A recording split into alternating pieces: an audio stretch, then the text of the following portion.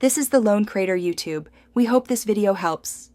You start by verifying physical and basic software prerequisites. Confirm the cable type, HDMI or display port, is fully seated, then power cycle the monitor to reset EDID. Once done, open your computer's display settings and set the native resolution equal to the monitor's native spec. This prevents scaling crops.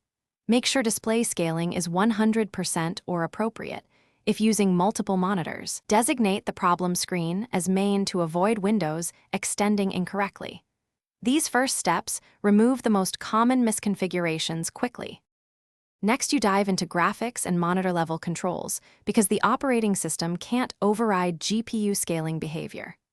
Open the GPU control panel, NVIDIA, AMD, or Intel, and set the exact resolution and refresh rate the monitor expects.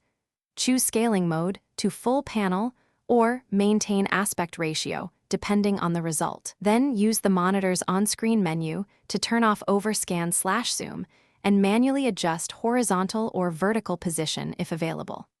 Finally, update or roll back the GPU driver to finish, verify the fix across hardware. Test an alternate cable or port, and if possible, a second computer to isolate whether the monitor or PC is at fault. If issues persist, perform a factory reset of the monitor and check the manufacturer for firmware updates that address display scaling or EDID problems. Make sure to document exact settings and driver versions before contacting support.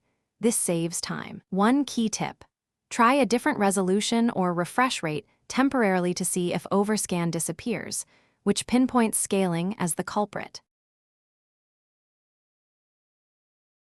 Thanks for watching. Consider subscribing if we helped you.